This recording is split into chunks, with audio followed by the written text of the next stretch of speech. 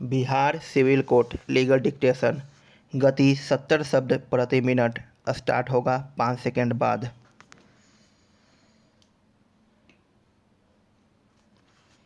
Start. अपीलार्थी किराएदार के विरुद्ध प्रत्युत्तरदाता मकान मालिक ने छत्तीसगढ़ किराया नियंत्रण अधिनियम 2011 की धारा 12 के अंतर्गत बेदखली आवेदन प्रस्तुत किया था, जिसे किराया नियंत्रण प्राधिकारी ने आदेश दिनांक 14/2/2015 के द्वारा अनुज्ञात किया। अपीलार्थी ने इस आदेश के विरुद्ध किराया नियंत्रण न्यायाधिकरण के समक्ष प्रथम अपील किया, जिसे अपेक्षित आदेश दिनांक 1/12/2015 के द्वारा न्यायाधिकरण ने निरस्त कर दिया और किराया नियंत्रण प्राधिकारी के आदेश का अनुमोदन कर दिया। अतः अपीलार्थी ने अधिनियम की धारा 13(2) के अंतर्गत सीधे उच्चतम न्यायालय के समक्ष यह अपील प्रस्तुत किया। छत्तीसगढ़ किराया अधिनियम 2011 की धारा 13 के उपधारा 2 के अंतर्गत किराया नियंत्रण न्यायाधिकरण के समक्ष अपील करने का निम्न प्रावधान किया गया है।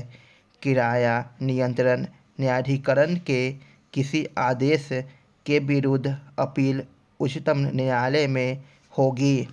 अपीलार्थी के अपील पर सर्वप्रथम 18/4/2016 को संबंधित पीठ ने अपील की पोषणीयता पर इस आधार पर संदेह व्यक्त किया कि क्या न्यायाधिकरण के निर्णय के विरुद्ध सीधे उच्चतम न्यायालय के समक्ष अपील प्रस्तुत किया जा सकता है। अतः संबंधित पक्षों को नोटिस जारी किया गया। बहस के दौरान एडवोकेट जनरल छत्तीसगढ़ ने तर्क प्रस्तुत किया कि छत्तीसगढ़ किराया नियंत्रण अधिनियम 2011 को राष्ट्रपति की सहमति प्राप्त है, इसलिए धारा 13(2) को भारत के संविधान के अनुच्छेद 138(2) और 200 का संरक्षण प्राप्त है, इसलिए यह एक वैध विधि है। दूसरी तरफ भारत सरकार की ओर से यह तर्क उठाया गया कि राज्य सरकार ऐसा विधि निर्माण करने के लिए सशक्त नहीं है। अतः संबंधित पीठ ने आदेश दिनांक 19/4/2017 के द्वारा विधि प्रश्न विनिश्चित करने हेतु एक संविधान पीठ ने गठन अनुच्छेद 145(3) के लिए मामले को मुख्य न्यायाधीश को निर्देशित कर दिया। तदनुसार यह मामला इस संविधान पीठ के द्वारा सुना और विनिश्चित किया गया।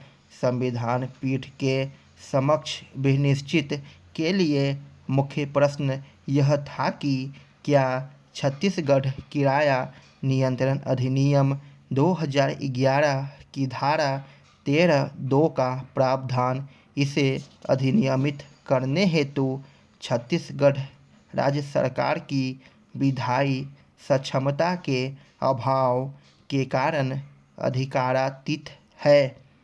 निर्णय 1 संसद और राज्य विधायिकाएं अपनी विधि निर्माण की शक्ति संविधान के अन्य प्रावधानों सीमाओं के अधीन रहते हुए संविधान के अनुच्छेद 245(1) से प्राप्त करती है। संसद जहां भारत के संपूर्ण क्षेत्र के लिए विधि निर्माण कर सकती है, वहीं राज्य केवल अपने राज्य क्षेत्र के लिए विधि निर्माण कर सकते हैं।